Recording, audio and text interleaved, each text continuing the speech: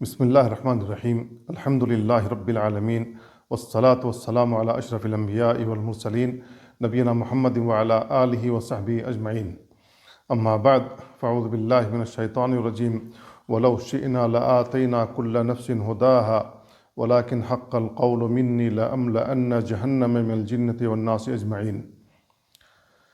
برادران اسلام اور عزیز بھائیوں، قرآن کریم کی جو آیت پڑھی گئی اس میں اللہ رب العالمین نے بیان فرمایا، اگر ہم چاہتے تو تمام لوگوں کو ہدایت پر گامزن کر دیتے، لیکن میری جانب سے قول حق ہو گیا کہ میں جہنم کو جناتوں سے اور تمام انسانوں سے بھر دوں گا۔ اللہ رب العالمین جہنم کو جناتوں اور انسانوں سے بھر دے گا تو یہ وہ لوگ ہوں گے جنہوں نے اللہ کے ساتھ شرک کیا ہوگا، اللہ رب العالمین کے ساتھ کفر کیا ہوگا۔ اللہ رب العالمین نے جہنم میں ڈالنے کے بہت سارے اسباب بیان کیے ہیں، اور رسول اللہ صلی اللہ علیہ وسلم نے بھی اپنی احادیث میں جہنم میں ڈالے جانے کے بہت سے اسباب بیان فرمائے ہیں۔ ہمیں ان اسباب کو جاننا چاہیے تاکہ ہم اپنے آپ کو جہنم سے بچا سکیں۔ اور یہ جو اسباب ہیں، ان اسباب کی نوعیت دو قسموں کی ہے۔ ایک وہ اسباب ہیں جس کے کرنے کی وجہ سے آدمی کافر ہو جاتا ہے، ایمان سے خارج ہو جاتا ہے، ایمان سے نکل کر کفر میں داخل ہو جاتا ہے اور ہمیشگی کی جہنم اپنے اوپر واجب کر لیتا ہے۔ اور دوسری نوعیت یہ ہے کہ جن کے کرنے کی وجہ سے آدمی فاسق ہو جاتا ہے اور پھر وہ عادل نہیں رہ جاتا، وہ عدالت سے فسق کی جانب چلا جاتا ہے۔ وہ جہنم میں جا تو سکتا ہے لیکن ہمیشہ جہنم میں نہیں رہے گا، بلکہ اپنی سزا بھگت کر کے توحید کی بنیاد پر وہ جنت میں داخل ہوگا۔ تو پہلی قسم جس کو جاننا ضروری ہے کہ جس کی وجہ سے آدمی کافر ہو جاتا ہے، آدمی مشرک ہو جاتا ہے اور ہمیشہ کے لیے جہنمی بن جاتا ہے، وہ ہے اللہ رب العالمین کے ساتھ شرک کرنا، چاہے اللہ رب العالمین کی ذات میں ہو یا اللہ رب العالمین کی صفات میں ہو یا اللہ رب العالمین کے افعال میں ہو یا اللہ رب العالمین کی عبادت میں۔ اللہ رب العالمین نے قرآن کریم کے اندر اپنے ساتھ کسی کو بھی شریک کرنے سے منع فرمایا ہے۔ جو لوگ اللہ رب العالمین کی ذات میں شریک بنا رہے ہیں وہ یہودی ہیں اور عیسائی ہیں، اور نبی کریم صلی اللہ علیہ وسلم کے زمانے کے مشرکین مکہ تھے۔ ان لوگوں کا کہنا یہ تھا اور ان لوگوں کا عقیدہ یہ تھا کہ اللہ رب العالمین کا کوئی لڑکا ہے یا لڑکی ہے۔ عزیر علیہ السلام کو اللہ کا بیٹا قرار دیا یہودیوں نے، عیسیٰ علیہ السلام کو اللہ کا بیٹا قرار دیا عیسائیوں نے، اور الملائکۃ بنات اللہ کے قائل ہوئے نبی کریم صلی اللہ علیہ وسلم کے زمانے کے مشرکین جو مکہ میں آباد تھے۔ تو انہوں نے اللہ رب العالمین کے ساتھ اس کی ذات میں شریک بنایا، جبکہ اللہ رب العالمین کی ذات تنہا ہے۔ قل هو اللہ احد اللہ الصمد، اللہ رب العالمین تنہا ہے اور وہ بے نیاز ہے، بیٹوں سے اور بچیوں سے اللہ رب العالمین بے نیاز ہے۔ اللہ رب العالمین بیوی سے بے نیاز ہے، نہ اس کا کوئی باپ ہے، نہ کوئی اس کا بیٹا ہے، اور نہ کوئی اس کا ہمسر اور ساجی ہے۔ اللہ رب العالمین تنہا ہے۔ وَإِلَٰهُكُمْ إِلَٰهٌ وَاحِدٌ لَا إِلَٰهَ إِلَّا هُوَ الرَّحْمَٰنُ الرَّحِيمُ، تمہارا معبود ایک ہی معبود ہے، اس کے علاوہ کوئی حقیقی معبود نہیں، وہ رحمان اور رحیم ہے۔ تو میرے بھائیو، اللہ رب العالمین تنہا ہے، اس کی ذات میں کوئی شریک نہیں ہے۔ اللہ رب العالمین نے ایک آیت کے اندر بیان فرمایا ہے کہ جو لوگ یہ عقیدہ رکھتے ہیں کہ اللہ رب العالمین کا کوئی بیٹا ہے یا بیٹی ہے، تو وہ اتنی کڑوی بات بیان کر رہے ہیں اللہ رب العالمین کے تئیں، اور اللہ رب العالمین کی جانب ایسی کڑوی بات منسوب کر رہے ہیں جس کی کڑواہٹ کی وجہ سے آسمان پھٹ سکتا ہے، زمین پھٹ سکتی ہے، پہاڑ ریزہ ریزہ ہو سکتا ہے۔ اللہ رب العالمین نے بیان فرمایا وَقَالُوا اتَّخَذَ الرَّحْمَٰنُ وَلَدًا لَقَدْ جِئْتُمْ شَيْئًا إِدًّا تَكَادُ السَّمَاوَاتُ يَتَفَطَّرْنَ مِنْهُ وَتَنشَقُّ الْأَرْضُ وَتَخِرُّ الْجِبَالُ هَدًّا أَن دَعَوْا لِلرَّحْمَٰنِ وَلَدًا وَمَا يَنبَغِي لِلرَّحْمَٰنِ أَن يَتَّخِذَ وَلَدًا इन कुल्लु मन फिस समावाति वल अर्द इल्ला आतिर रहमान अब्दा लक़द अहसाहुम व अद्दहुम अद्दा व कुल्लुहुम आतीही यौमल क़ियामति फ़र्दा। अल्लाह रब्बुल आलमीन ने इन आयतों में बयान फरमाया कि इन लोगों ने कहा कि रहमान ने, अल्लाह रब्बुल आलमीन ने अपने लिए कोई लड़का बना रखा है, उसकी कोई औलाद है, वो ये समझने लगे हैं। वक़ालू इत्तख़ज़ अर्रहमान वलदा लक़द जिअ्तुम शैअन इद्दा, तुमने बड़ी ख़राब बात अल्लाह की जानिब मंसूब की, बड़ी कड़वी बात अल्लाह की जानिब मंसूब की। तकादु समावातु यतफ़त्तरन मिन्हु व तनशक़्क़ुल अर्ज़ व तख़िर्रुल जिबालु हद्दा, इसकी कड़वाहट की वजह से हो सकता है आसमान फट जाए, ज़मीन फट जाए और पहाड़ रेज़ा रेज़ा हो जाए। अन दाउ लिर्रहमानि वलदा, कि दावा करो कि रहमान ने अपने लिए कोई लड़का बना रखा है।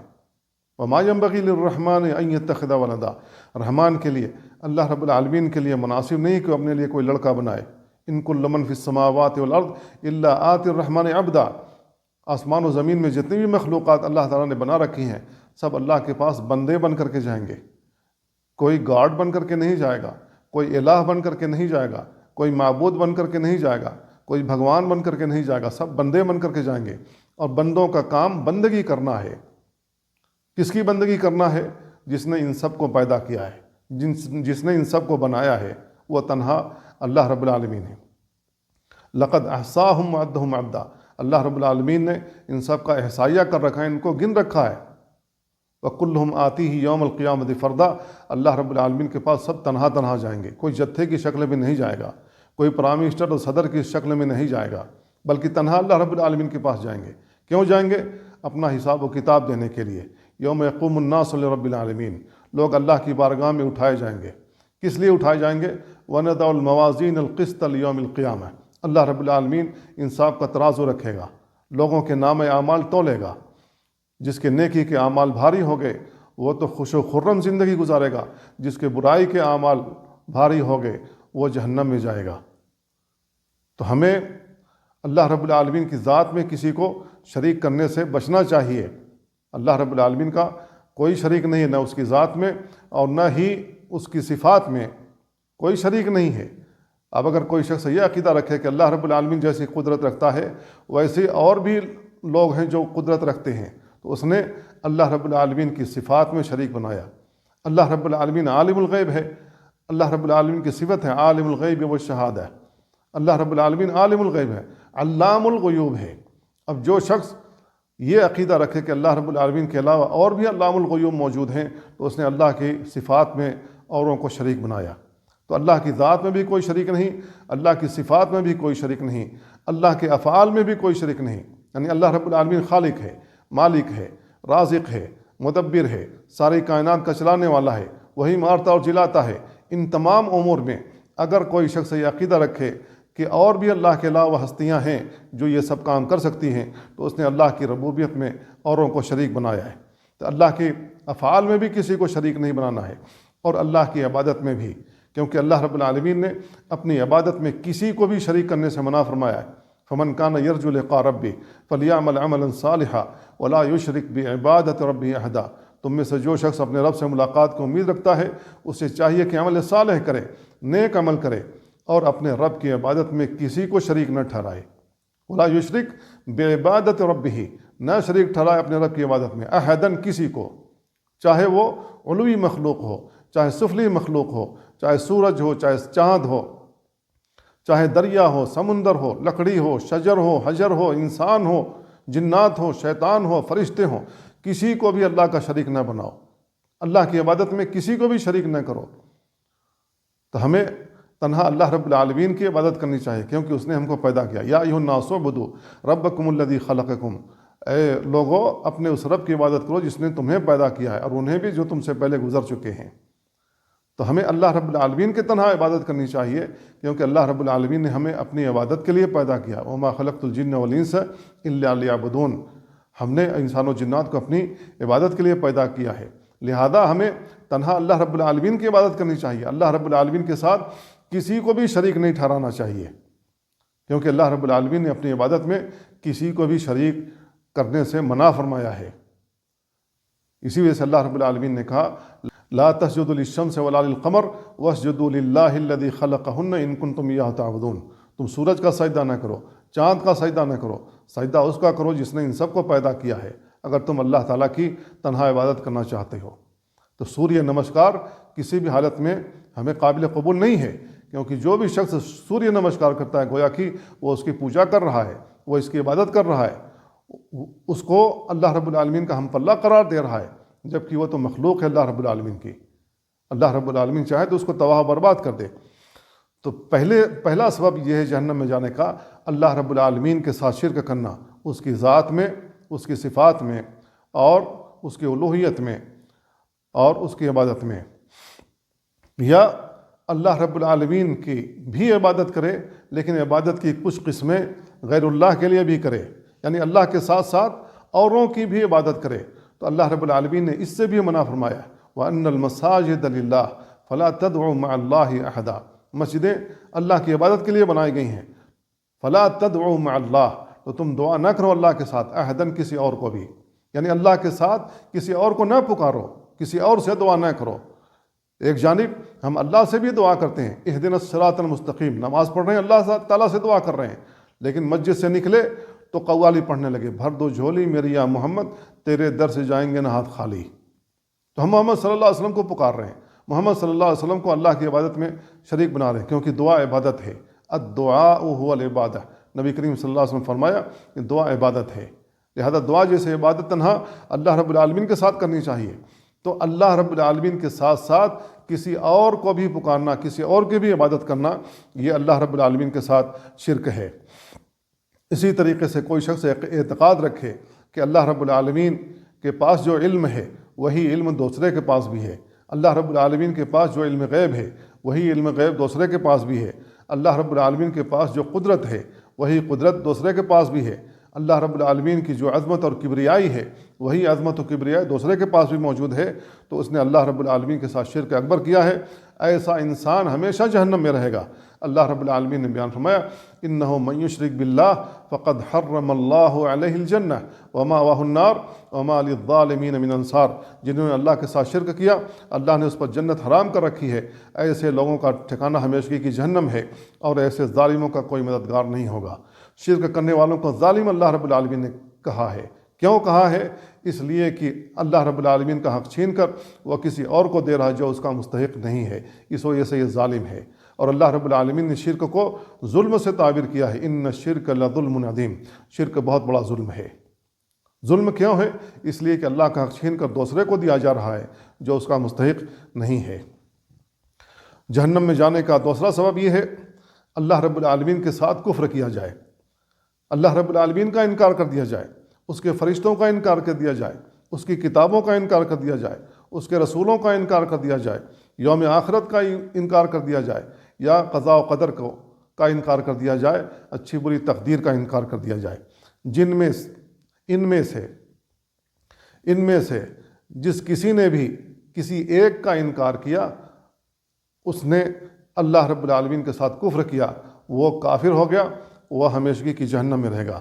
اللہ رب العالمین نے بیان فرمایا، ان الذین یکفرون باللہ ورسولہ، بے شک وہ لوگ جو اللہ کے ساتھ کفر کرتے ہیں اور اس کے رسولوں کے ساتھ کفر کرتے ہیں، وَيُرِيدُونَ أَن يُفَرِّقُوا بَيْنَ اللَّهِ وَرَسُولِهِ، اور وہ چاہتے ہیں کہ اللہ اور اس کے رسول کے درمیان تفریق کر دیں، وَيَقُولُونَ نُؤْمِنُ بِبَعْضٍ وَنَكْفُرُ بِبَعْضٍ، اور وہ لوگ کہتے ہیں کہ ہم بعض پر ایمان رکھتے ہیں، بعض کا انکار کرتے ہیں، وَيُرِيدُونَ أَن يَتَّخِذُوا بَيْنَ ذَلِكَ سَبِيلًا، وہ لوگ چاہتے ہیں بیچ کا راستہ نکالنا، أُولَٰئِكَ هُمُ الْكَافِرُونَ حَقًّا، وہ لوگ حقیقت میں کافر ہیں، وَأَعْتَدْنَا لِلْكَافِرِينَ عَذَابًا مُهِينًا، اور ہم نے ایسے کافروں کے لیے اہانت آمیز عذاب تیار کر رکھا ہے۔ دوسری آیت میں اللہ رب العالمین نے کہا، ان اللہ لعن الکافرین واعد لهم سعیرا، بے شک اللہ رب العالمین نے کافروں پر لعنت کر دی ہے اور ایسے لوگوں کے لیے جہنم کی آگ بھڑکا رکھی ہے، خالدین فیہا ابدا، جس میں وہ ہمیشہ رہیں گے، لا یجدون ولیا ولا نصیرا، وہ کسی کو مددگار اور دوست نہیں پائیں گے جو ان کی مدد کے لیے جائے گا، وہ کسی کو مددگار نہیں پائیں گے۔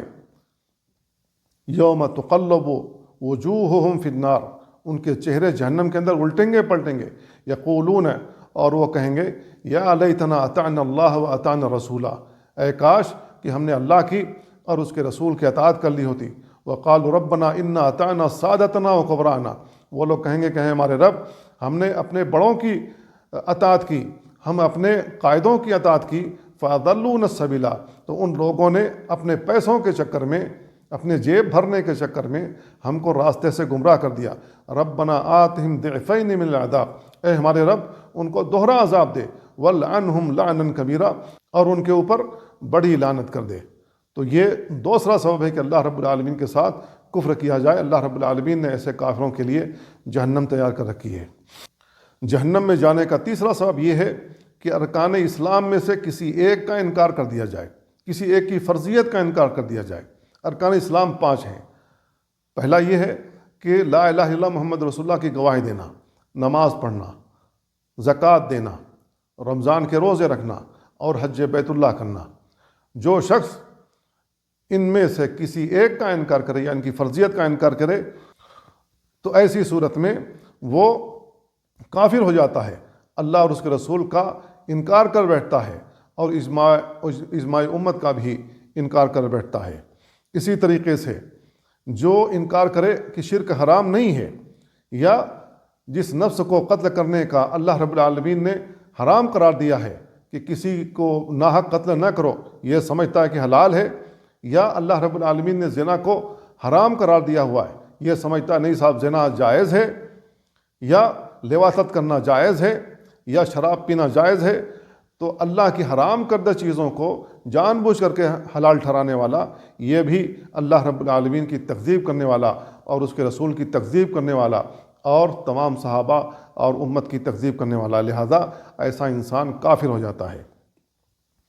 چوتھا سبب یہ ہے کہ اللہ رب العالمین کا استہزاء کیا جائے، یا اس کے دین کا استہزاء کیا جائے، یا اس کے رسول کا استہزاء کیا جائے، تو ایسی صورت میں ایسا انسان دین اسلام سے خارج ہو جاتا ہے۔ اللہ رب العالمین نے قرآن کریم میں بیان فرمایا وَلَئِن سَأَلْتَهُمْ، اگر آپ ان منافقین سے پوچھیں گے لَيَقُولُنَّ، تو یہ لوگ کہیں گے اِنَّمَا كُنَّا نَخُوضُ وَنَلْعَبُ، ہم تو ایسے ہی دل لگی کر رہے تھے، ایسے ہی تماشے کر رہے تھے۔ قُلْ أَبِ اللَّهِ، تو اے نبی آپ کہہ دیجئے کیا اللہ رب العالمین وآیاتہ، اور اس کی آیتیں، ورسولہ، اور اس کے رسول، کنتم تستہزئون، ان کی تم استہزاء کرتے ہو، ان کا ٹھٹھا کرتے ہو، ان کا مذاق اڑاتے ہو، لا تعتذروا، اب عذر نہ پیش کرو، قد کفرتم بعد ایمانکم، ایمان لانے کے بعد تم لوگ کافر ہو گئے۔ جزوی طور پر منافقین ایمان لائے تھے کیونکہ وہ زبان سے لا الہ الا اللہ محمد رسول اللہ کے قائل ہو گئے تھے، لیکن در پردہ اپنے دلوں میں کفر چھپائے ہوئے تھے، جس کا اظہار انہوں نے استہزاء کی صورت میں کر دیا۔ اللہ رب العالمین نے کہا اب عذر نہ بیان کرو بلکہ تم لوگ کافر ہو چکے ہو۔ تو استہزاء یا سخریہ اللہ رب العالمین کی اہانت، اس کے رسول کی اہانت، اس کے دین کی اہانت اور اس کو کمتر سمجھنا، یہ دین سے انسان کو خارج کر دیتا ہے۔ پانچواں سبب یہ ہے کہ اللہ رب العالمین کو گالی دینا، یا اس کے دین کو گالی دینا، یا اس کے رسول کو گالی دینا، یا برا بھلا کہنا، یا اس میں عیب جوئی کرنا، یا عیب جوئی کے ساتھ ان کا تذکرہ کرنا، تنقیص کے ساتھ ان کا تذکرہ کرنا۔ تو ایسے لوگوں کے لیے شیخ الاسلام ابن تیمیہ رحمہ اللہ بیان فرماتے ہیں من سب اللہ او رسولہ فہو کافر ظاہرا و باطنا سواء کان یعتقد ان ذلك محرم او کان مستحلا له او کان ظاہلا عن اعتقاد، وقال اصحابنا یکفر سواء کان مازحا او جادا وهذا هو الصواب المقطوع به۔ شیخ الاسلام ابن تیمیہ رحمہ اللہ کہتے ہیں جو شخص اللہ کو اور اس کے رسول کو گالی دے تو وہ ظاہر اور باطنی طور پر کافر ہو جاتا ہے، چاہے وہ اعتقاد رکھے کہ یہ حرام ہے یا اس کو حلال جانے۔ اور ہمارے اصحاب کہتے ہیں کہ وہ کافر ہو جائے گا چاہے اس نے مذاقاً کہا ہو یا جادن کہا ہو، اور یہی درست ہے۔ تو میرے بھائیوں، اللہ رب العالمین کو گالی دینا، اس کے رسول کو گالی دینا، یہ ایسا عمل ہے جس کی وجہ سے آدمی کافر ہو جاتا ہے، مرتد ہو جاتا ہے۔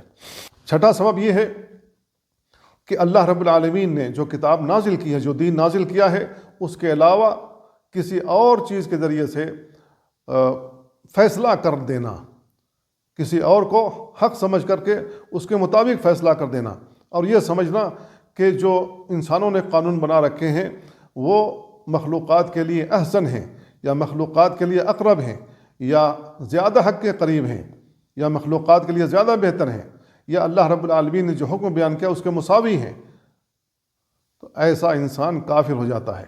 اللہ رب العالمین نے بیان فرمایا وَمَن لَمْ يَحْكُمْ بِمَا أَنزَلَ اللَّهُ فَأُولَٰئِكَ هُمُ الْكَافِرُونَ، جو شخص اللہ رب العالمین کے حکم کے مطابق فیصلہ نہ کرے، جو احکامات اللہ اور اس کے رسول نے بیان فرمائے ہیں وہ ان کے مطابق فیصلہ نہ کرے، تو ایسے لوگ کافر ہیں۔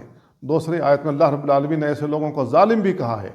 تو میرے بھائیو، ہر حال میں ہمیں اللہ رب العالمین کے حکم کے مطابق فیصلہ لینا چاہیے بحیثیت مسلمان ہونے کے، کیونکہ ہم نے اللہ رب العالمین اور اس کے رسول کی تابع داری کی شہادت دی ہے، گواہی دی ہے، شپت لی ہے کہ جب تک زندہ رہیں گے اسلام پر قائم رہیں گے اور اسی پر ہمارا انتقال ہوگا۔ تو اللہ رب العالمین نے بیان فرمایا کہ جو شخص اللہ کی نازل کردہ احکامات کے مطابق فیصلہ نہ کرے ایسے لوگ کافر ہو جاتے ہیں۔ ساتواں سبب یہ ہے کہ آدمی دل میں نفاق رکھے۔ نفاق کیا ہے؟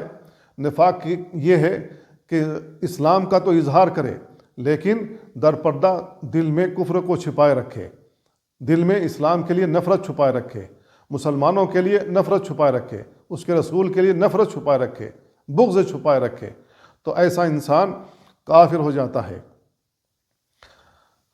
اللہ رب العالمین نے ایسے لوگوں کے بارے میں بیان فرمایا ان المنافقین فی الدرک الاسفل من النار، منافقین جہنم کے سب سے نچلے طبقے میں رہیں گے۔ ولن تجد لهم نصیرا، تم ان کے لیے کسی کو مددگار نہ پاؤ گے، چاہے کوئی نبی ہو، رسول ہو، ولی ہو، پیغمبر ہو، ان لوگوں کی مدد کے لیے نہیں جائے گا قیامت والے دن۔ تو ایسے لوگ کافر ہو جاتے ہیں۔ کیوں کافر ہو جاتے ہیں؟ اس لیے کہ وہ دھوکہ دیتے ہیں، وہ انسانوں کو، مسلمانوں کو دھوکہ دیتے ہیں۔ یخادعون اللہ والذین آمنوا، یہ اللہ کو دھوکہ دے رہے ہیں، مومنوں کو دھوکہ دے رہے ہیں۔ وما یخدعون الا انفسهم وما یشعرون، حقیقت یہ ہے یہ لوگ اپنے آپ کو دھوکہ دے رہے ہیں لیکن انہیں اس بات کا شعور نہیں ہے۔ تو میرے بھائیو، ہمیں نفاق سے بچنا چاہیے۔ نفاق بہت بری چیز ہے۔ اللہ رب العالمین نے بیان فرمایا وَمِنَ النَّاسِ مَن يَقُولُ آمَنَّا بِاللَّهِ وَبِالْيَوْمِ الْآخِرِ وَمَا هُمْ بِمُؤْمِنِينَ، لوگوں میں سے کچھ لوگ ایسے ہیں جو کہتے ہیں کہ ہم ایمان لائے اللہ پر اور یوم آخرت پر، وَمَا هُمْ بِمُؤْمِنِينَ، لیکن یہ حقیقت میں مومن نہیں ہیں۔ یخادعون اللہ ہے، یہ اللہ کو دھوکہ دے رہے ہیں۔ والذین آمنوا، اور ان لوگوں کو جو ایمان لائے ہیں۔ وما یخدعون الا انفسهم وما یشعرون، یہ لوگ اپنے آپ کو دھوکہ دے رہے ہیں، انہیں اس بات کا شعور نہیں ہے۔ فی قلوبہم مرض، ان کے دلوں میں مرض ہے۔ فزادہم اللہ مرضا، اللہ نے ان کے مرض میں اضافہ کر دیا۔ ولہم عذاب علیم بما کانوا یکذبون، اور ان کے لیے دردناک عذاب ہے جس کو یہ جھٹلایا کرتے تھے۔ وَإِذَا قِيلَ لَهُمْ لَا تُفْسِدُوا فِي الْأَرْضِ، جب ان سے کہا جاتا ہے کہ زمین میں فساد نہ مچاؤ، قالوا انما نحن مصلحون، تو یہ لوگ کہتے ہیں کہ ہم تو اصلاح کرنے والے ہیں۔ الا انہم هم المفسدون ولکن لا یشعرون، آگاہ ہو جاؤ، دراصل یہی مفسد ہیں، یہی فساد مچانے والے ہیں، یہی فسادی ہیں، لیکن انہیں اس بات کا شعور نہیں ہے۔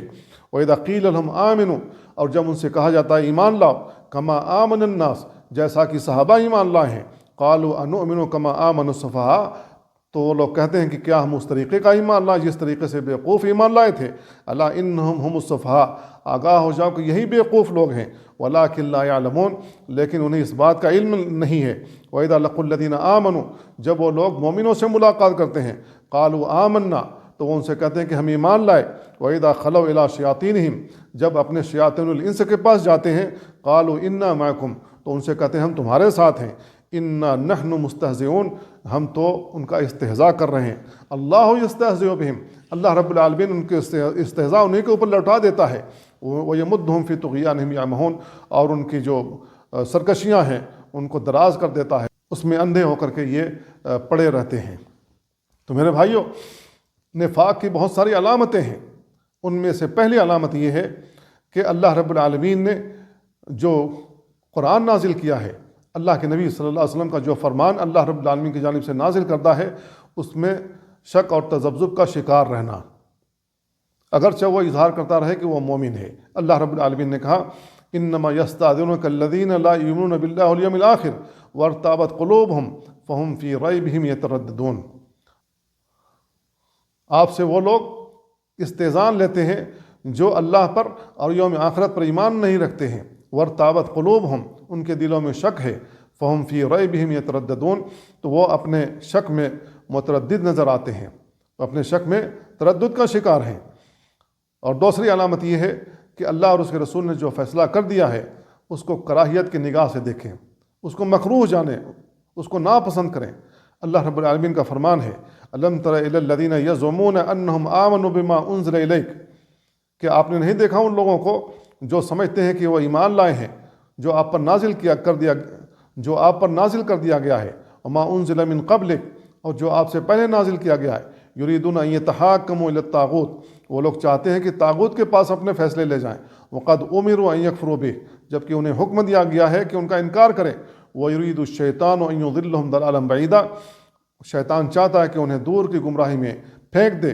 وَإِذَا قِيلَ لَهُمْ تَعَالَوْا إِلَىٰ مَا أَنزَلَ اللَّهُ، جب ان سے کہا جاتا ہے کہ آؤ اس چیز کی طرف جسے اللہ رب العالمین نے نازل کیا ہے، وَإِلَى الرَّسُولِ، اور رسول کی طرف آؤ، رَأَيْتَ الْمُنَافِقِينَ يَصُدُّونَ عَنْكَ صُدُودًا، تو آپ منافقوں کو دیکھیں گے کہ وہ آپ سے دور بھاگیں گے، قرآن و سنت سے فیصلہ لینے کے لیے نہیں آئیں گے، وہ کسی پیر کے پاس جائیں گے، کسی مرید کے پاس جائیں گے، اور کسی مفتی کے پاس جائیں گے، کسی فلسفی کے پاس جائیں گے، وہ ان کے اوپر اعتقاد رکھیں گے، ان پر یقین رکھیں گے، ان کی باتیں مانیں گے، لیکن اللہ اور اس کے رسول نے کیا کہا ہے، یہ لوگ اس پر ایمان نہیں رکھتے ہیں، اس سے فیصلہ لینے کے لیے راضی نہیں ہوں گے، کیونکہ قرآن و سنت میں صاف اور واضح فیصلہ ایسے لوگوں کے بارے میں سنا دیا گیا ہے۔ تیسری علامت یہ ہے کہ اسلام کو بلند ہوتا ہوا یہ نہ دیکھ سکے، یہ چاہتا ہے کہ اسلام کا جو علم ہے وہ بلند نہ ہو، اور مسلمانوں کی جو فتوحات ہیں وہ رک جائیں، اور مسلمانوں کو یہ پسماندہ دیکھنا چاہتا ہے، گرا ہوا دیکھنا چاہتا ہے، تنگ دست دیکھنا چاہتا ہے، محروم دیکھنا چاہتا ہے، اور آپس میں دست و گریما دیکھنا چاہتا ہے۔ تو ایسے انسان کے اندر یہ علامت موجود ہے کہ اس کے اندر منافقت ہے۔ اللہ رب العالمین نے کہا ان تصبک حسنۃ تسؤہم، اگر آپ کو کوئی اچھائی والی چیز پہنچ جاتی ہے تو انہیں برا لگتا ہے، وَإِن تُصِبْكَ مُصِیبَۃ، اے نبی اگر آپ کو کوئی مصیبت پہنچتی ہے، یقولون قد اخذنا امرنا من قبل، تو کہتے ہیں کہ ہم نے احتیاطی تدابیر پہلے اپنے لیے کر لی تھی، وَيَتَوَلَّوْنَ وَهُمْ فَرِحُونَ، تو وہ پشت پھیرتے ہیں اور وہ خوش ہوتے ہیں، چلو ان کو نقصان تو پہنچا۔ تو میرے بھائیو یہ نفاق کی علامت ہے۔ دوسری آیت میں اللہ رب العالمین نے کہا وَإِذَا لَقُوكُمْ قَالُوا آمَنَّا، جب وہ تم سے ملاقات کرتے ہیں تو کہتے ہیں ہم ایمان لائے ہیں، وَإِذَا خَلَوْا عَضُّوا عَلَيْكُمُ الْأَنَامِلَ مِنَ الْغَيْظِ، تو وہ غصے کی وجہ سے جب وہ آپ سے دور ہوتے ہیں تو غیظ و غضب کی وجہ سے اپنی انگلیاں چبا لیتے ہیں، قُلْ مُوتُوا بِغَیظِکُمْ، اے نبی آپ کہہ دیجئے کہ اپنے غصے میں مر جاؤ، ان اللہ علیم بذات الصدور، بے شک اللہ رب العالمین دلوں کی باتوں کو جانتا ہے۔ تو اللہ رب العالمین نے بیان فرمایا کہ جب مومنوں کو کوئی نقصان پہنچتا ہے تو یہ بڑے خوش ہوتے ہیں۔ چوتھی علامت یہ ہے کہ مسلمانوں کے درمیان فتنے، نفاق کی علامتوں میں سے چوتھی علامت یہ ہے کہ مسلمانوں کے درمیان یہ فتنہ چاہتے ہیں اور ان کے درمیان تفریق چاہتے ہیں، اور یہ چاہتے ہیں کہ ان کے درمیان محبت اور بھائی چارہ باقی نہ رہے۔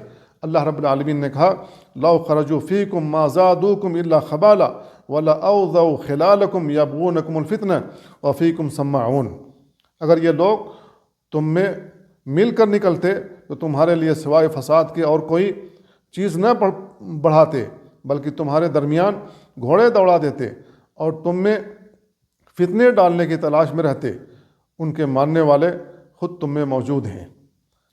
نفاق کی پانچویں علامت یہ ہے کہ اسلام کے جو دشمن ہیں ان سے محبت رکھے، اور جو ائمۃ الکفر ہیں، کفر کے جو علم بردار ہیں ان سے محبت رکھے، ان کی مدح سرائی کرے اور ان کی آراء کو پھیلائے، نشر و اشاعت کرے جو اسلام کے مخالف ہوں۔ اللہ رب العالمین نے ایسے لوگوں کے بارے میں فرمایا الم تر الی الذین تولوا قوما غضب اللہ علیہم، کہ آپ نے نہیں دیکھا ان لوگوں کی جانب جنہوں نے پشت پھیر لی، اللہ رب العالمین ان پر غضبناک ہوا، ما ہم منکم ولا منہم ویحلفون علی الکذب وہم یعلمون، ما ہم منکم، وہ تم میں سے نہیں ہیں، ولا منہم، اور نہ ہی وہ ان میں سے ہیں، ویحلفون علی الکذب، جھوٹی قسمیں کھاتے ہیں جبکہ وہ جانتے ہیں۔ چھٹی علامت یہ ہے نفاق کی کہ مومنوں پر عیب جوئی کرتے ہیں، انہیں کنکھیوں کے ساتھ دیکھتے ہیں، حقارت کی نگاہ سے دیکھتے ہیں، اور ان کی عبادات میں عیب جوئی کرتے ہیں، جو عبادتیں قرآن و سنت کے مطابق ہوں اس میں عیب نکالنے کی کوشش کرتے ہیں اور انہیں کمتر جانتے ہیں۔ اللہ رب العالمین نے بیان فرمایا الذین یلمزون المتطوعین من المؤمنین فی الصدقات والذین لا یجدون الا جہدہم فیسخرون منہم سخر اللہ منہم ولہم عذاب علیم۔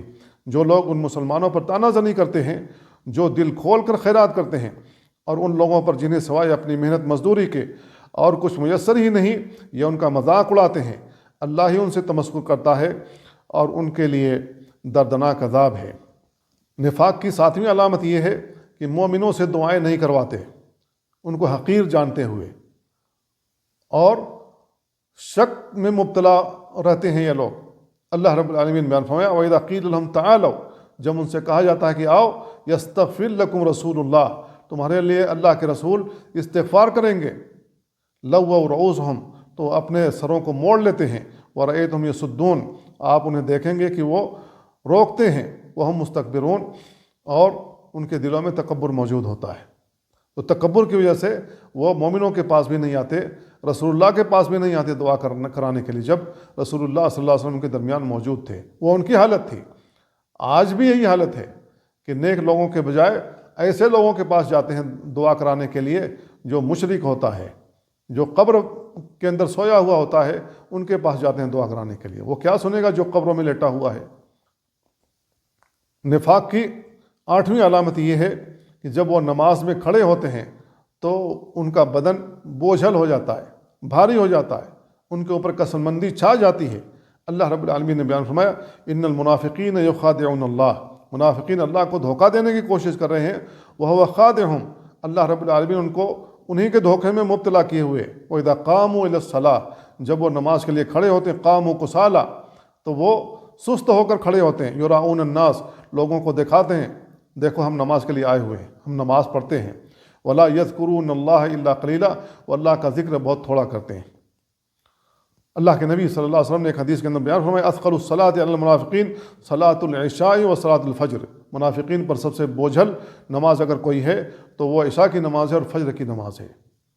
منافقین پر یہ بہت بوجھل پڑتے، لیکن مومنوں کے لیے بہت آسان ہے۔ اللہ رب العالمین ان کی مدد بھی کرتا ہے، لہذا نیند سے بیدار ہو کر کے وہ اللہ کے حضور کھڑے ہو جاتے ہیں۔ نویں علامت نفاق کی یہ ہے کہ اللہ اور اس کے رسول کو اذیت پہنچانا، اللہ اور اس کے رسول کو اذیت پہنچانا۔ جو بھی اللہ اور اس کے رسول کو اذیت پہنچاتے ہیں دراصل وہ منافق ہوتے ہیں۔ اللہ رب العالمین نے بیان فرمایا وَمِنْهُمُ الَّذِينَ يُؤْذُونَ النَّبِيَّ، انہی میں سے وہ لوگ ہیں جو نبی کو ایذا پہنچاتے ہیں۔ دوسری آیت میں اللہ تعالیٰ نے کہا إِنَّ الَّذِينَ يُؤْذُونَ اللَّهَ وَرَسُولَهُ، جو لوگ اللہ اور اس کے رسول کو ایذا پہنچاتے ہیں لَعَنَهُمُ اللَّهُ فِي الدُّنْيَا وَالْآخِرَةِ، اللہ رب العالمین نے ان کو دنیا اور آخرت میں لعنت کر دی ہے۔ وَأَعَدَّ لَهُمْ عَذَابًا مُهِينًا، اور ان کے لیے دردناک عذاب، اہانت آمیز عذاب تیار کر رکھا ہے۔ وَالَّذِينَ يُؤْذُونَ الْمُؤْمِنِينَ، اور وہ لوگ جو مومنوں کو ایذا پہنچاتے ہیں، والمؤمنات، مومنہ عورتوں کو ایذا پہنچاتے ہیں، بغیر مکتسبو، جو انہوں نے نہیں کیا ہوتا ہے، فقد احتملوا بہتانا واثما مبینا، تو انہوں نے ان پر بہتان باندھا ہے اور بڑے گناہ کے مرتکب ہوئے ہیں۔ تو میرے بھائیو یہ چند علامات تھیں، نبی کریم صلی اللہ علیہ وسلم نے بھی منافقوں کی کچھ علامتیں بیان فرمائی ہیں۔ آپ نے بیان فرمایا آیت المنافق ثلاث، منافقوں کی 3 نشانیاں ہیں۔ اذا حدث کذب، جب وہ بات کرے تو جھوٹ بولے، بات میں جھوٹ۔ کچھ لوگ تو اتنا جھوٹ بولتے ہیں کہ ان کے جھوٹ کی وجہ سے لوگ سمجھ لیتے ہیں کہ اس میں کچھ نہ کچھ سچائی ہوگی، تبھی تو بار بار کہہ رہا ہے۔ تو میرے بھائیو اذا حدث کذب، جب بات کرے تو جھوٹ بولے۔ وَإِذَا اؤْتُمِنَ خَانَ، جب اس کے پاس امانت رکھی جائے تو خیانت کر جائے۔ وَإِذَا خَاصَمَ فَجَرَ، جب وہ جھگڑا کرے تو بہت گالی گلوچ بکے۔ وَإِذَا عَاهَدَ غَدَرَ، دوسری روایت میں ہے کہ جب وہ کسی سے معاہدہ کرے تو غداری کر جائے، دھوکہ دے دے۔ وَإِذَا وَعَدَ أَخْلَفَ، اور جب وعدہ کرے تو وعدہ خلافی کرے۔ تو میرے بھائیو یہ چند علامات ہیں جو رسول اللہ صلی اللہ علیہ وسلم نے اپنی احادیث میں بیان فرمائی ہیں۔ جہنم میں جانے کی دوسری نوع یہ ہے کہ جس کے ذریعے سے آدمی فاسق ہو جاتا ہے، عدالت سے نکل جاتا ہے، وہ پھر عادل نہیں رہ جاتا، وہ فسق کی جانب نکل جاتا ہے، فاسق ہو جاتا ہے۔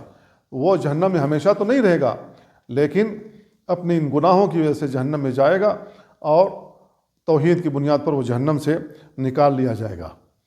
تو ان اسباب میں سے پہلا سبب یہ ہے کہ والدین کی نافرمانی کرنا۔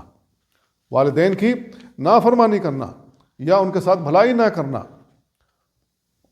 ان کے ساتھ رشتے کو قائم نہ رکھنا، یا ان کی جانب برے اقوال منسوب کرنا، یا ان کے ساتھ کوئی ایسی حرکت کرنا جو نامناسب ہو، تو میرے بھائیوں یہ ایسا عمل ہے جس کی وجہ سے اللہ رب العالمین آدمی کو جہنم میں ڈال دے گا۔ اللہ رب العالمین نے بیان فرمایا وَقَضَىٰ رَبُّكَ أَلَّا تَعْبُدُوا إِلَّا إِيَّاهُ، تیرے رب نے فیصلہ کر دیا ہے کہ تم نہ عبادت کرو مگر اسی کی، وَبِالْوَالِدَيْنِ إِحْسَانًا، اور والدین کے ساتھ احسان کرنا، اما یبلغن عندک الکبر، جب تمہارے پاس ان میں سے کوئی ایک بڑھاپے کو پہنچ جائے یا دونوں بڑھاپے کو پہنچ جائیں، فلا تقل لہما اف، تو انہیں اف تک نہ کہو۔ کیوں اف تک نہ کہو؟ اس لیے کہ بڑھاپے میں ایک تو وہ کمزور ہو گئے، ان کی ہڈیاں کمزور، اب ان کی طاقت نہیں رہی، پھر ذہن کام نہیں کرتا ہے، تو اب ایسی صورت میں ان کے اوپر چڑچڑاپن آ جاتا ہے۔ تو چڑچڑے پن کی وجہ سے اگر تمہیں غصہ اٹھتا ہے اور اف تک کہہ دیتے ہو اور برے الفاظ نکالتے ہیں ان کے تئیں، تو میرے بھائیو یہ مناسب نہیں ہے۔ کیوں؟ اس لیے کہ اپنے آپ کو سوچو، جب تم چھوٹے تھے، تم بول نہیں سکتے تھے، تم کمزور تھے، کھڑے نہیں ہو سکتے تھے، چل نہیں سکتے تھے، پھر نہیں سکتے تھے، کھا نہیں سکتے تھے، پیشاب پیخانے نہیں کر سکتے تھے، تو کون کر رہا تھا تمہارا کام؟ یہی تمہارے والدین تھے۔ رات میں اٹھ کر کے تم چیختے تھے، چلاتے تھے، تمہارے پیٹ میں مروڑ ہوتی تھی، کان میں درد ہوتا تھا، دماغ میں، سر میں درد ہوتا تھا، روکتے تھے، چلاتے تھے، بے قابو ہو جاتے تھے۔ اپنی راتوں کی نیند کو کون برباد کرتا تھا؟ کون سہتا تھا؟ ایک ایک الفاظ کو سکھانے کے لیے تم 10 بار 20 بار سوال کرتے تھے، پوچھتے تھے، اور ہر بار وہ ہنس کر کے اس کا جواب دیتے تھے، کبھی کبھی وہ جھڑکتے نہیں۔ تو ایسی صورت میں اب وہ بڑھاپے کو پہنچ گئے ہیں، تو ان کے ساتھ بھی نرمی کا سلوک کرنا چاہیے۔ تو اللہ رب العالمین نے کہا اف تک نہ کہو، ولا تنہرہما، انہیں جھڑکو نہیں، وقل لہما قولا کریما، اور ان سے بھلی بات کیا کرو، وخفض لہما جناح الذل من الرحمہ، اور رحمت کی وجہ سے اپنے بازو کو ان کے لیے نرم کر دو، وقل رب ارحمہما کما ربیانی صغیرا، اور ان کے لیے دعا کرتے رہو کہ اللہ اے ہمارے رب ان پر رحم فرما جیسا کہ میرے چھوٹے میں انہوں نے تربیت کی تھی۔ تو میرے بھائیوں، اللہ رب العالمین نے اپنے حق کے ساتھ والدین کے حق کو بیان کیا ہے۔ اس سے معلوم ہوتا ہے کہ والدین کے جو حقوق ہیں وہ بہت زیادہ ہیں، ہمیں ان کی پاسداری کرنی چاہیے اور ان کا خیال رکھنا چاہیے۔ نبی کریم صلی اللہ علیہ وسلم بیان فرماتے ہیں ثلاثۃ قد حرم اللہ علیہم الجنہ، 3 لوگ ایسے ہیں جن پر اللہ رب العالمین نے جنت حرام کر رکھی ہے۔ مدمن الخمر، جو شرابی ہو، چرسی ہو، بھنگی ہو، اسی میں لت پت رہتا ہو، ساری عمر اسی میں پڑا رہتا، والعاق لوالدیہ، اور والدین کا نافرمان، والدیوث الذی یقر الخبث فی اہلی، اور وہ دیوس جو جانتا ہو کہ میرے بیوی کے پاس فلاں فلاں آتے ہیں، اس کے ساتھ شب باشی کرتے ہیں اور ان کے ساتھ بدفعلی کرتے ہیں، لیکن اس کے اوپر جوں تک نہ رہیں گے، وہ ان کو برقرار رکھے، وہ ان کو باقی رکھے، نظر انداز کرے، تو یہ دیوس انسان ہے۔ یہ مسند احمد کی روایت ہے، امام نسائی نے بھی اس کو روایت کیا ہے۔ دوسرا سبب یہ ہے کہ رشتے کو نہ ملانا، رشتہ داری کاٹنا۔ تو ہمیں رشتہ داری جوڑنے کا حکم دیا ہے اللہ رب العالمین نے اور اس کے رسول نے، لہذا قرابت داریوں کو جوڑنا چاہیے، قرابت کو نہیں توڑنا چاہیے، رشتہ داریوں کو نہیں توڑنا چاہیے۔ اللہ رب العالمین نے ایسے لوگوں پر لعنت فرمائی ہے، فَهَلْ عَسَيْتُمْ إِن تَوَلَّيْتُمْ أَن تُفْسِدُوا فِي الْأَرْضِ وَتُقَطِّعُوا أَرْحَامَكُمْ، کیا قریب ہے کہ تمہیں جب زمین کی تولیت ادا کر دی جائے تو تم زمین میں فساد مچاؤ گے اور رحموں کو کاٹ دو گے، رشتوں کو کاٹ دو گے۔ اولئک الذین لعنہم اللہ، یہی وہ لوگ ہیں جن پر اللہ نے لعنت کی ہے، فَأَصَمَّهُمْ وَأَعْمَىٰ أَبْصَارَهُمْ، تو انہیں بہرا اور گونگا بنا دیا ہے، یہ بہرے اور گونگے ہو گئے۔ اللہ رب العالمین نے ایسے لوگوں پر لعنت بھیجی ہوئی ہے، جو اللہ رب العالمین کی لعنت کا مستحق بن جائے تو ایسا شخص اللہ کی رحمت سے دور ہو جاتا ہے۔ نبی کریم صلی اللہ علیہ وسلم نے بیان فرمایا لا يدخل الجنت قاطع، جنت میں رشتوں کو کاٹنے والا نہیں داخل ہو سکتا ہے، رشتوں کو کاٹنے والا جنت میں نہیں داخل ہو سکتا ہے۔ میرے بھائیو، نبی کریم صلی اللہ علیہ وسلم نے صاف الفاظ میں یہ بات بیان فرمائی ہے۔ صحیح بخاری میں عبداللہ بن عمرو بن عاص رضی اللہ عنہ کی روایت میں ہے ان النبی صلی اللہ علیہ وسلم قال لیس الواصل بالمکافئ ولکن الواصل الذی اذا قطع رحمہ وصلہ، واصل وہ نہیں ہے جو بدلے کی بنیاد پر رشتوں کو جوڑتا ہے، یعنی تم ہمارے ساتھ اچھا کرو ہم بھی تمہارے ساتھ اچھا کریں، تم ہمارے ساتھ خیر خواہی کرو گے تو ہم بھی کریں گے، اگر ہمارے ساتھ خیر خواہی نہیں کی تو ہم بھی نہیں کریں گے۔ تو بدلے کی وجہ سے جو رشتوں کو ملائے رکھتا ہے تو وہ واصل نہیں ہے، وہ ملانے والا نہیں ہے۔ لیکن ملانے والا کون ہے؟ الذی اذا قطعت رحمہ وصلھا، جب رشتوں کو کاٹ لیا جائے تو یہ ملانے کے لیے جائے، سلام کرنے میں پہل کرے، رشتوں کو ملائے، اپنے دل سے بغض کو نکال دے، اپنے دل سے نفرت کو نکال دے اور مسکرا کر کے بات کرے، اپنے دل کو صاف کرے۔ میرے بھائیو، اگر دل صاف نہ ہو تو ایسی صورت میں انسان پریشان حال رہتا ہے اور وہ اپنے بی پی کو بڑھاتا ہے، اس کا بلڈ پریشر نارمل نہیں رہے گا، کیونکہ وہ اپنے گھر والوں کی جانب سے مطمئن نہیں ہے اور اس سے اس کے گھر والے مطمئن نہیں ہیں۔ لہذا اللہ رب العالمین کے لعنت جب جس کے اوپر برس رہی ہو وہ کیسے مطمئن ہو سکتا ہے؟ اور ابو ہریرہ رضی اللہ تعالیٰ عنہ کی روایت ہے ان رجلا قال یا رسول اللہ، ایک آدمی نے کہا اللہ کے رسول، ان لی قرابۃ اصلہم، میرے کچھ قرابت دار ہیں، میں قرابت داری تو جوڑتا ہوں، ویقطعوننی، وہ لوگ کاٹ دیتے ہیں، واحسن الیہم، میں ان کے ساتھ احسان کرتا ہوں، بھلائی کرتا ہوں، ویسیئون الی، اور وہ میرے ساتھ برائی کے ساتھ پیش آتے ہیں، واحلم علیہم، میں ان کے ساتھ بردباری کے ساتھ پیش آتا ہوں، ویجہلون علی، وہ میرے اوپر جہالت کے ساتھ پیش آتے ہیں۔ فقال النبی صلی اللہ علیہ وسلم، تو رسول اللہ صلی اللہ علیہ وسلم بیان فرمائے، ان کنت کما قلت، اگر تمہارا معاملہ ایسا ہی ہے جیسا کہ تم نے کہا ہے، فکأنما تصفهم المل، گویا کہ تم ان کے منہ میں خاک ڈال رہے ہو، اس کے منہ میں ریت ڈال رہے ہو۔ ولا یزال معک من اللہ من ظہیر، تمہارے ساتھ برابر ایک فرشتہ مدد کے لیے تمہارے ساتھ رہتا ہے جب تک کہ تم اس پر قائم رہتے ہو، ما دمت علی ذلک، جب تک تم اس پر قائم و دائم رہتے ہو۔ یہ صحیح مسلم کی روایت ہے۔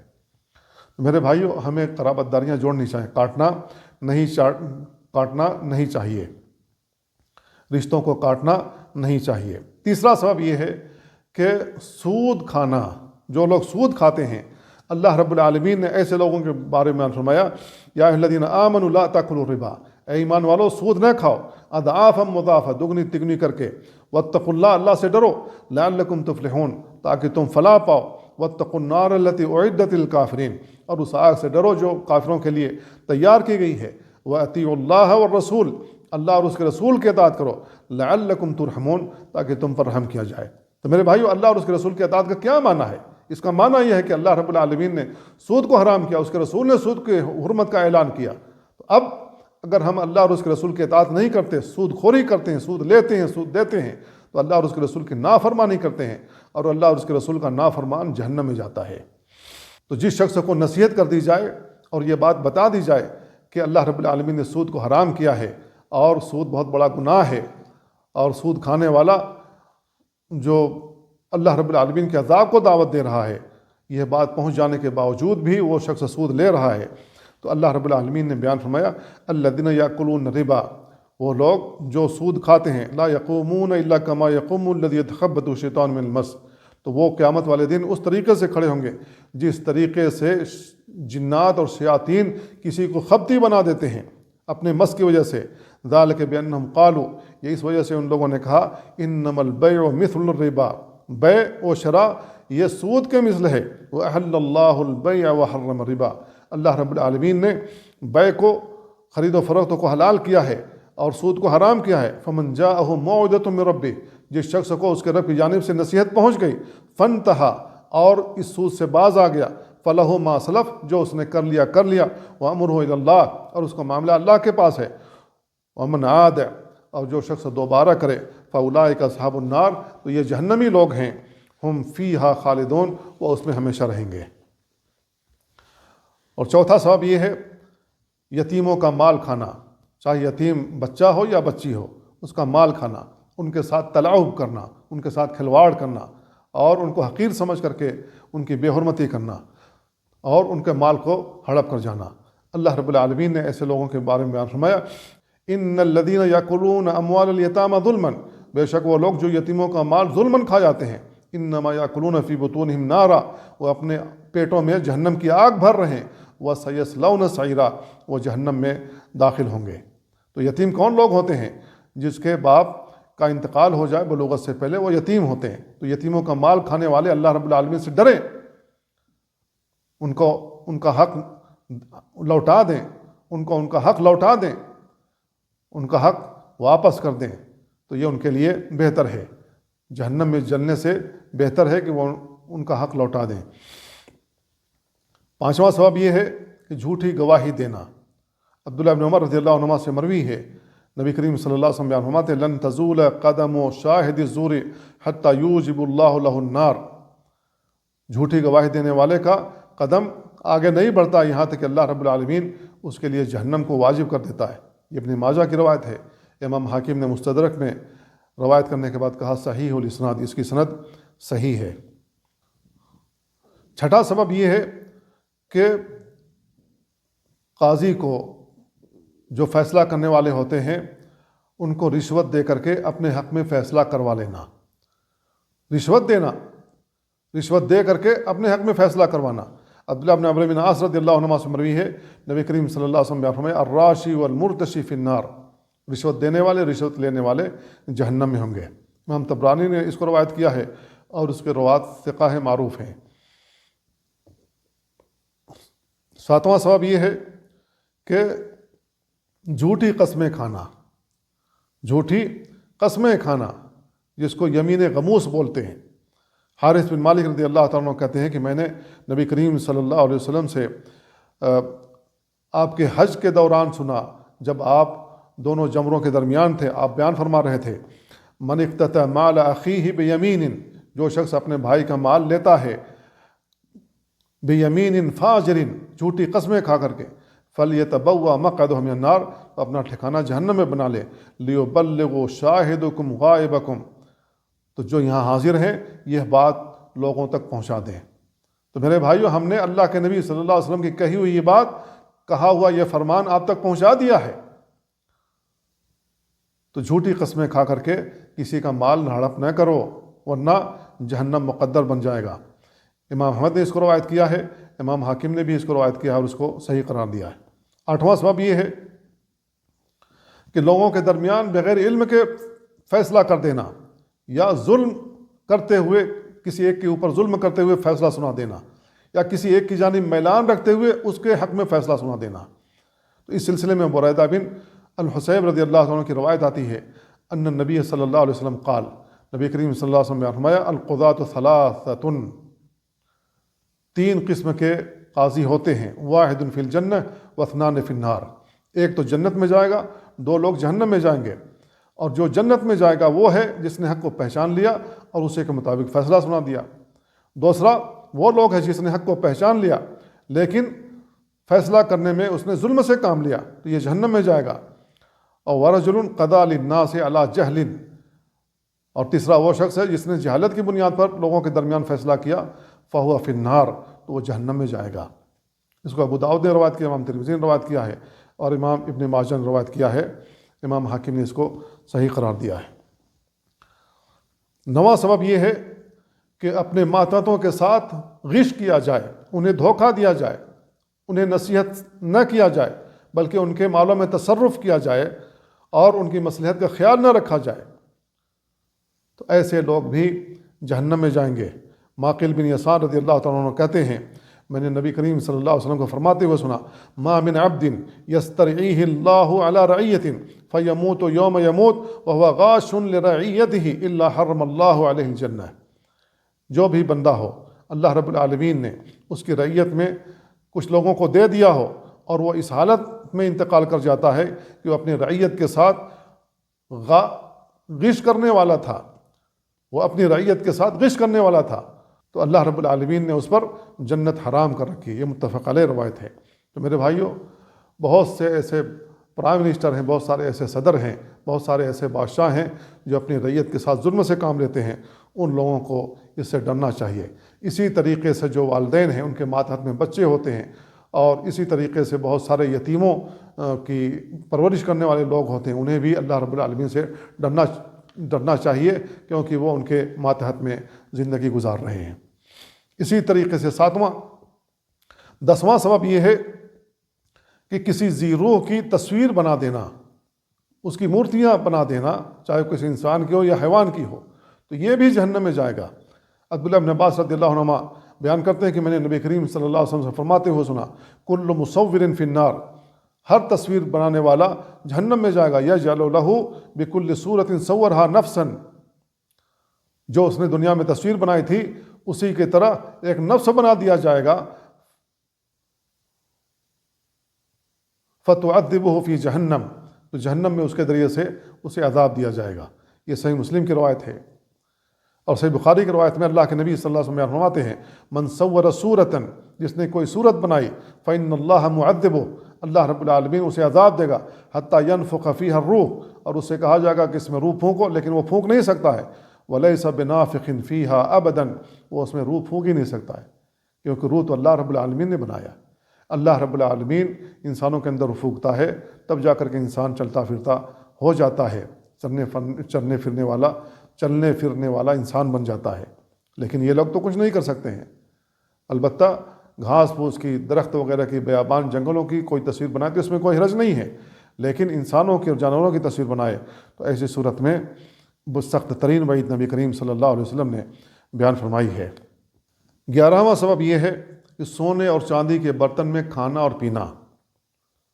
سونے اور چاندی کے برتن میں کھانا اور پینا، جو شخص سونے اور چاندی کے برتن میں کھاتا پیتا ہے تو اس کے لیے جہنم کا وعدہ کیا گیا ہے۔ ام سلمہ رضی اللہ تعالیٰ عنہ بیان کرتی ہیں کہ نبی کریم صلی اللہ علیہ وسلم بیان فرمایا، الذی یشرب فی آنیۃ الفضۃ، جو شخص چاندی کے برتن میں پیتا ہے، انما یجرجر فی بطنہ نار جہنم، وہ اپنے پیٹ میں جہنم کی آگ بھر رہا ہے۔ اور صحیح مسلم کی روایت میں ہے، ان الذی یاکل او یشرب، بے شک وہ جو کھاتا اور پیتا ہے، فی آنیۃ الذہب والفضہ، سونے اور چاندی کے برتن میں، انما یجرجر فی بطنہ نار جہنم، وہ اپنے پیٹ میں جہنم کی آگ بھر رہا ہے۔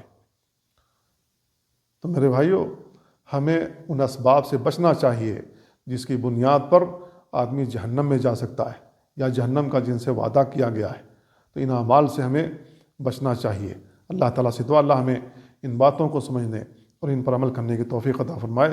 وصلی اللہ وسلم علی نبینا محمد وعلی آلہ وصحبہ اجمعین۔ والسلام علیکم ورحمۃ اللہ وبرکاتہ۔